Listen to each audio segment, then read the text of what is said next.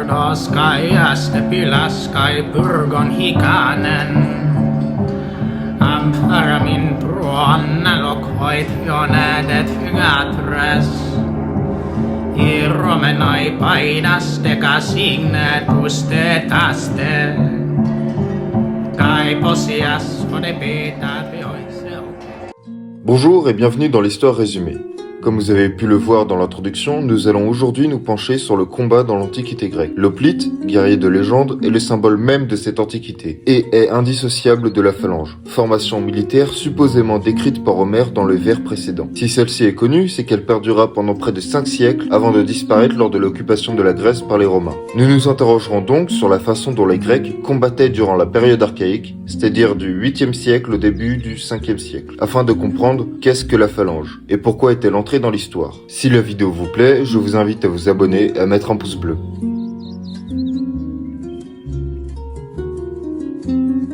L'hoplite, tel que nous le connaissons, a un armement assez simple à retenir. Une cuirasse, le thorax, des jambières que l'on appelle cnémides, un casque, un bouclier, l'oplon qui donnera son nom au guerrier, une lance et une épée. Dans les tombes des Basileis, les nobles du 8e siècle, comme la tombe d'Argos, nous trouvons déjà un armement lourd, proche de ceux des hoplites tels que nous le connaissons. Or, ce n'est plus le cas dès le siècle suivant. En effet, dès le 7e siècle, période où l'on date l'apparition de la phalange, cette distinction n'est déjà plus présente dans les sépultures nobles. On peut donc supposer que cet armement, très proche de l'armement des héros de l'Iliade, soit devenu plus abordable et que là où auparavant, seule une faible portion de la population pouvait se retrouver dans l'image des hoplites, celle-ci soit désormais étendue. Dans son livre Early Greece, Oswin Murray donne même la proportion d'un tiers de la population masculine considérée comme hoplite lors du 6e siècle. Alors pourquoi cette démocratisation ? Notre hypothèse est que cela est dû au commerce avec les Phéniciens. En effet, celui-ci prend de l'importance dès le 8e siècle avant Jésus-Christ. À Comos, en Crète, on voit par exemple un temple d'origine orientale et l'alphabet grec semble avoir une origine phénicienne. Ce commerce, permettant d'échanger les métaux et de dégager de la richesse, peut donc être une cause de la démocratisation de l'armement. Néanmoins, cela n'explique pas la création de l'armement. Il semble qu'il soit majoritairement d'origine étrangère. Le plastron ressemble à ceux d'Europe centrale. À l'opposé, le casque et la phalange semblent être d'origine carienne, un peuple présent en Anatolie, du moins en avoir subi une influence. Cet équipement verra quelques évolutions. Le casque de style corinthien sera changé pour un casque dit pylos au 5e siècle. Ce dernier permettait une meilleure vision, mais était au détriment de la protection. La cuirasse aussi évolue. D'abord de simples plaques de métal accrochées par des sangles, progressivement remplacées par la linothorax, plus légère et moins coûteuse au 5e siècle avant Jésus-Christ. Les lances et épées peuvent aussi varier selon les cités. L'exemple le plus marquant est notamment la Saris macédonienne, pouvant faire près de 8 mètres, alors qu'on a plutôt l'habitude de voir des lances de 2,50 mètres maximum dans les autres cités grecques. Dans cette période archaïque, nous avons de même la connaissance d'une cavalerie, existant chez les nobles. Néanmoins, son rôle ne semble pas être un rôle de combat, mais de transport ou de prestige. Cette cavalerie peut d'ailleurs aussi bien désigner le char que les chevaux. Ce qui est sûr, en tout cas, c'est que la Grèce a longtemps laissé le cheval en dehors du champ de bataille à cause de la géographie montagneuse du pays. Le manque de chevaux ferrés, l'inexistence des étriers rendaient leur utilisation très hasardeuse. Cette cavalerie, que l'on nomme Hypéis, l'aristocratie, devient en fait des hoplites d'élite, comme les 300 de Sparte. Parmi les guerriers, on peut toutefois se demander si tous avaient le même armement. La réponse est probablement non, car Tyrté, poète spartiate du 7e siècle avant Jésus-Christ, nous parle dans le fragment 11 de son élégie de soldats armés à la légère se tenant sur les flancs. Pour le coup, on semble parler de tirailleurs, ou de moins de guerriers possédant des armes de jet. Il semble que dans le courant du 5e siècle, ces armes soient considérées comme honteuses par des Grecs cherchant une compétition entre cités principalement dans l'opposition des phalanges. La phalange semble donc apparaître entre le 7e et le 6e siècle, en même temps que la démocratisation de la panoplie hoplite. On peut avancer la thèse de l'interdépendance qui tend à dire que l'armement lourd pousse à une formation plus statique et plus serrée, qui elle-même pousse à développer un armement encore plus lourd, ce qui a fini par aboutir à la création de cette formation.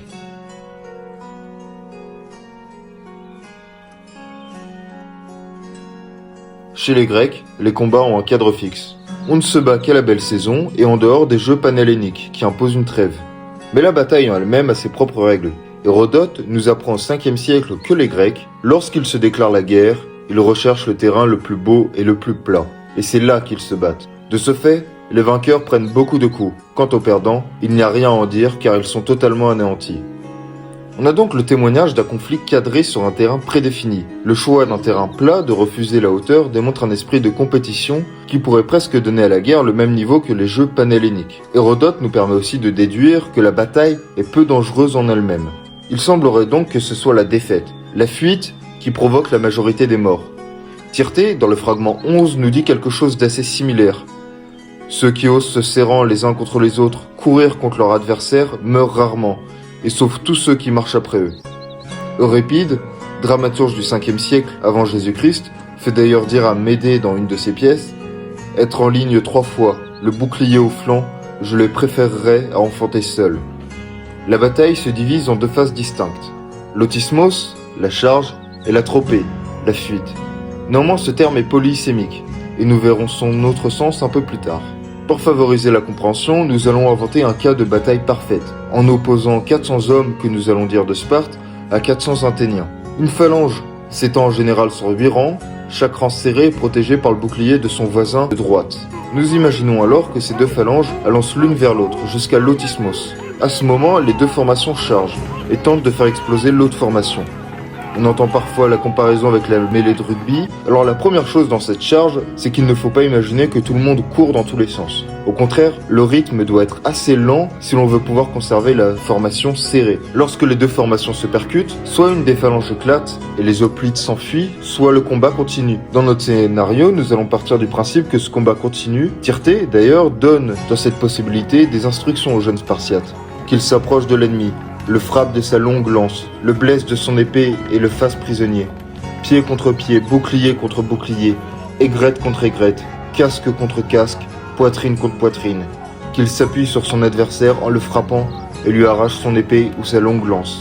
À ce moment-là, après quelques morts, un des 2 camps faiblit et est enfoncé. On rentre dans la 2e phase, la tropée, la fuite. Et c'est à ce moment-là qu'il y a le plus de morts. À la suite de la poursuite, les gagnants retournent sur le champ de bataille et les perdants doivent venir demander la trêve pour s'occuper de leurs morts, reconnaissant ainsi leur défaite. Pour parler du 2e sens de tropée, nous allons prendre comme exemple la bataille des champions, s'étant déroulée au milieu du 6e siècle avant Jésus-Christ, à Tyrée, dans le Péloponnèse.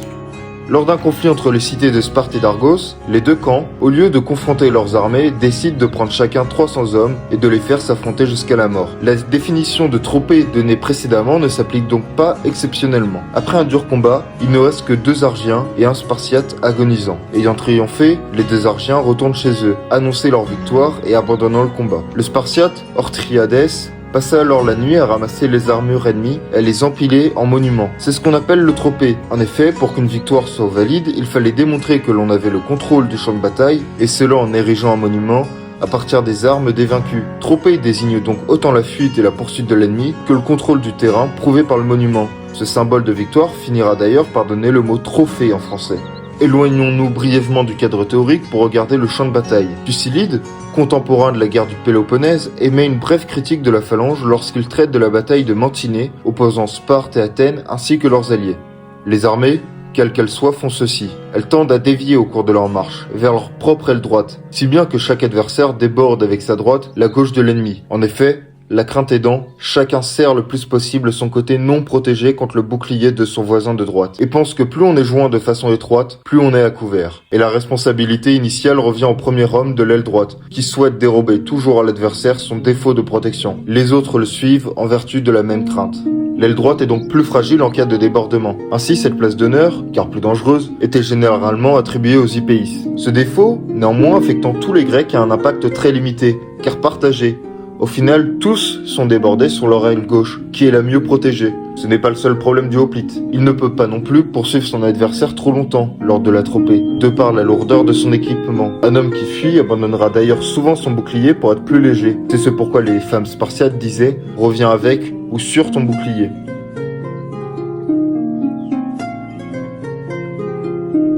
Maintenant que nous avons brossé le portrait du combat grec, nous allons voir quelles sont les mentalités au sein de la phalange et comment la phalange a pu impacter la société grecque. Dès le 7e siècle, on peut voir avec Tyrtée un changement dans la mentalité guerrière, car dans ses élégies, il s'adresse à un groupe qui combat ensemble, qui font front ensemble. Et cela démontre une évolution politique. Il faut comparer avec l'Iliade. Dans le poème d'Homère, les combats sont tous individuels. On est axé sur des personnages, des rois ou des princes. En bref, sur des nobles, et non plus sur un groupe de combattants. De plus, toute l'Iliade est un ensemble de discussions politiques entre ceux qui souhaitent un pouvoir centralisé autour d'Agamemnon et un décentralisé autour de la noblesse. C'est en fait l'écho d'une société qui abandonne au temps d'Homère progressivement ses régimes monarchiques en faveur d'une aristocratie. Pour en revenir à la phalange, celle-ci va combattre par sa simple existence les inégalités dans la cité. Les hippeis combattent à pied dans la phalange. Les artisans combattent à leur côté. Et c'est cela qui va provoquer un changement, œuvrer en faveur d'une isonomie, d'une égalité. Alors attention, nous ne disons pas que la phalange va jusqu'à créer la démocratie, mais elle unit dans une bataille toutes les classes combattantes dans la même formation. Aristote dit d'ailleurs, à mesure que les cités grandirent et que les hoplites se renforcèrent, davantage de gens commencèrent à prendre part au gouvernement. Pour rester sur la comparaison entre Homère et Tirtée, tous deux louent le sacrifice au combat. Dans le 11e fragment des Élégies, on dit qu'il est beau de mourir pour sa patrie. La mort au combat est vue comme un honneur, on l'appelle d'ailleurs la belle mort, et ceux qui la subissent ont droit à de nombreux honneurs. La phalange grecque, même si elle remplace l'individu par le groupe, conserve cette volonté d'héroïsme sans que cela ne lui semble contradictoire. Et l'homme qui périt est loué comme un protagoniste de la guerre de Troie, et ce spécifiquement à Sparte, qui est l'exemple de la société militariste en Grèce. Dans le même temps, les cités deviennent des cités-États, à la suite d'une période trouble que l'on appelle les siècles obscurs. Cette émergence de la cité-État fait naître avec elle un patriotisme. Et assez vite se développent les devoirs d'État, notamment tournés vers la guerre. Les hoplites, les hommes en armes, voient en effet le jour en même temps que les institutions, et ces institutions se conservent grâce à ceux qui lui sont loyaux. Ainsi, la société prend elle-même en charge la formation de ses hoplites. Le cas le plus marquant est évidemment Sparte, où dès l'enfance, on est formé à obéir et à se sacrifier pour sa cité. Le sacrifice des Thermopyles permet d'ailleurs de démontrer la dévotion de la phalange. Sur le lieu de bataille, on peut trouver une stèle où il est écrit « Passant, va dire à Sparte que nous sommes morts ici pour obéir à ses lois. » L'obéissance est une qualité primordiale chez le grec de l'époque. Il n'y a plus de place pour l'héroïsme individuel car pouvant mettre en péril toute la formation. Néanmoins, cela n'empêcha pas les cités de publier dès le 5e siècle des listes honorifiques des guerriers les plus braves. Pour les Grecs, tout était une histoire de compétition. À l'inverse de nos sociétés modernes, il n'y a pas de récompense pour quelqu'un de brave, il n'y a pas de médaille du mérite, les récompenses sont seulement pour les plus braves. Cet esprit de compétition est aussi ce qui peut expliquer pourquoi les Grecs ont rejeté les armes de jet. Euripide dit que l'arc ne permet pas de mesurer le courage, et c'est pourquoi les Grecs préféraient se battre à plat. C'était une compétition intercitée.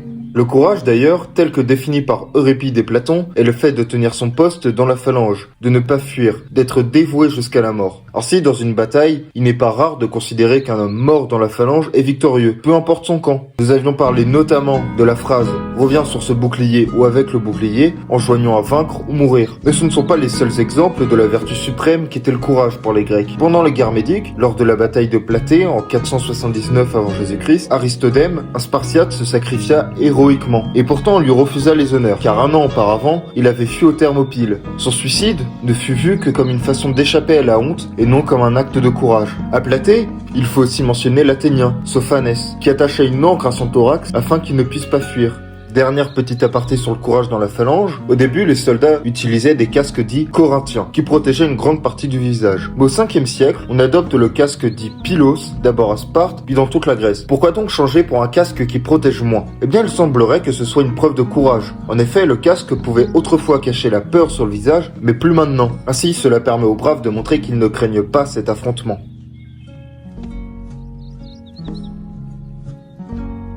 Pour résumer, la phalange est une formation militaire apparue dans le courant du 7e siècle, à la suite d'une démocratisation de l'armement. Elle se compose d'hoplites, tirant leur nom de leur bouclier, le haut plomb. Les combats entre Grecs sont vus comme une compétition, et l'on a tenté de rendre l'affrontement de la phalange le plus équitable possible. Ce combat peut s'apparenter à une mêlée de rugby sur certains aspects. À la suite du combat, les vainqueurs érigent un monument pour démontrer qu'ils contrôlent le territoire. La perception du combat évolue, et l'on ne traite plus de l'individu, mais du groupe de combattants, dans son ensemble, peu importe le statut de l'individu. Ce groupe va favoriser au fil du temps une vision de plus en plus isonomique, permettant aux citoyens d'avoir de plus en plus d'influence dans les gouvernements. La bataille la plus connue de la phalange grecque est évidemment la bataille des Thermopyles, décrite dans le film 300 de Zack Snyder. Mais cette phalange évoluera au 4e siècle via Philippe II d'abord, puis avec le célèbre Alexandre le Grand. Pendant cette période, les piques s'allongeront et la cavalerie se développera chez les Macédoniens qui triompheront de l'Empire perse. C'est finalement au 2e siècle que la phalange commence à disparaître. Rome finira par des moyens diplomatiques et militaires à asseoir son hégémonie sur la Grèce. Les institutions grecques vont finir par s'effacer et le modèle de la Légion s'imposera. Si le sujet de la phalange macédonienne vous intéresse, je vous mets en description les vidéos de la chaîne YouTube